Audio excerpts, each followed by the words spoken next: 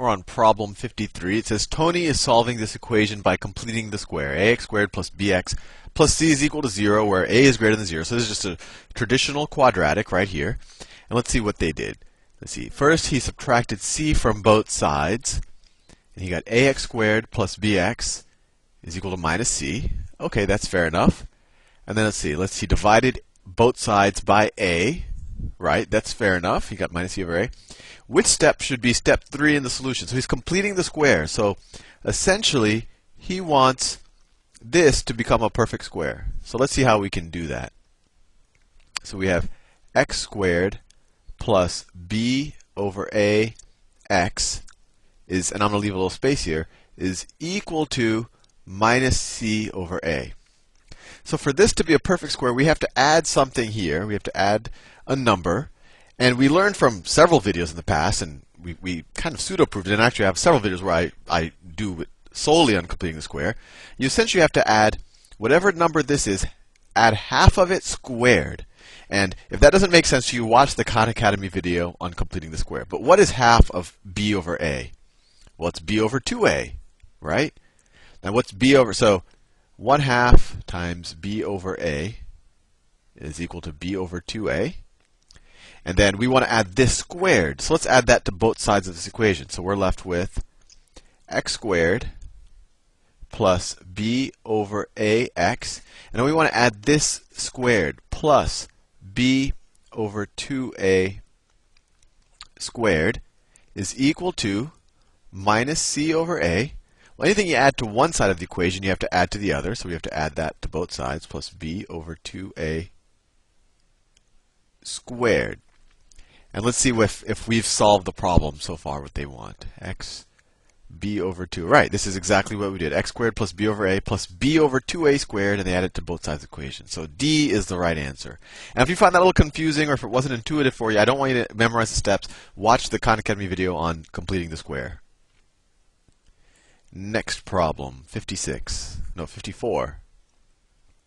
All right, this is another one that should be cut and pasted.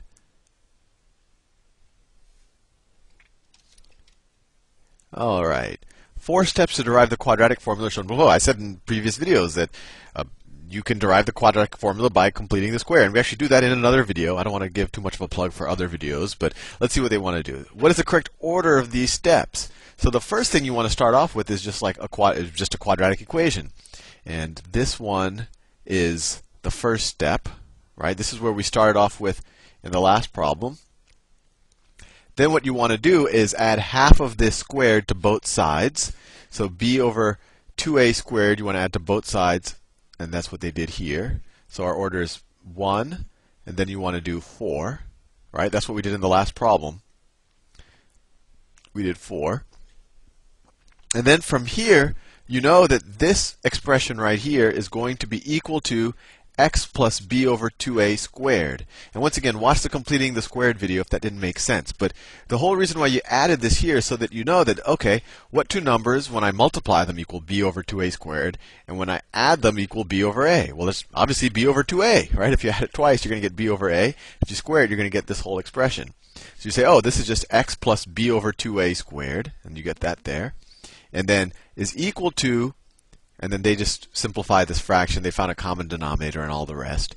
And so the next step is step 2, and then all you have left is step 3, and you've pretty much derived the quadratic equation. So 1, 4, 2, 3. 1, 4, 2, 3. That's choice A. Problem 55. Which of the solutions? Okay, so then I'll put all the choices down. So which is one of the solutions to the equation? So immediately when you see all of the choices, they have these square roots and all of that. This isn't something that you would factor. You would use a quadratic equation here. So let's do that. So the quadratic equation is, so this is ax squared plus bx plus c is equal to 0. The quadratic equation is minus b, well they do it lowercase, plus or minus the square root of b squared minus 4ac. All of that over 2a. And this is just derived from completing the square with this, but we do that in another video. And so let's substitute it in. What is b? b is minus 1, right? So minus minus 1, that's a positive 1. Plus or minus the square root of b squared. Minus 1 squared is 1. Minus 4 times a is 2, times 2, times c. c is minus 4. So times minus 4. Minus 4. All of that over 2a. a is 2, so 2 times a is 4. So that becomes 1, 1 plus or minus the square root. So we have a 1. So we have minus 4 times a 2 times a minus 4. So that's the same thing as a plus 4 times 2 times a plus 4, right? Let's just take that minus out.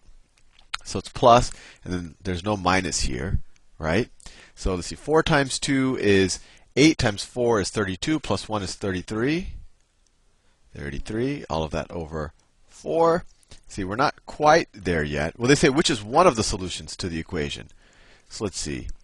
If we wanted to simplify this out, oh, this was right here, right? Because we have 1 plus or minus the square root of 33 over 4. Well, they wrote just one of them. They wrote just the plus. So C is one of the solutions. The other one would have been if you had a minus sign here. Anyway, next problem. 56.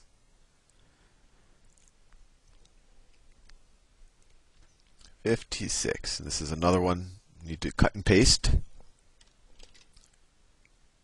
says, which statement best explains why there is no real solution to the quadratic equation?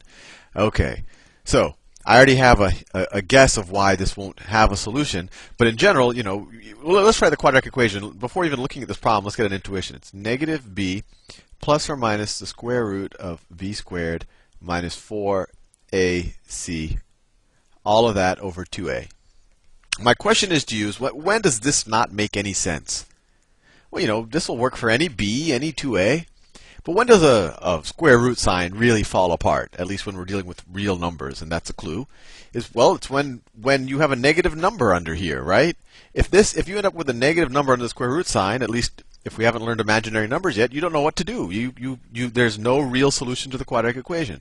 So if b squared minus 4ac is less than 0, you're in trouble. There's no real solution, right? You can't take a square root of a negative sign if you're dealing with real numbers. So that's probably going to be the problem here. So let's see what b squared minus 4ac is. You have b is 1. So 1 minus 4 times a. A is 2.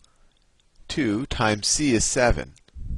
And sure enough, 1 times 4 times 2 times 7 is going to be less than 0.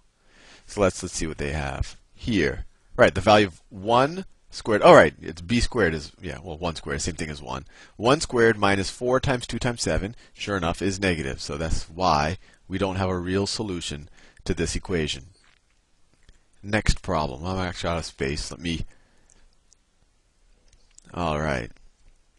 Okay, they want to know the solution set to this quadratic equation. I'll just copy and paste the...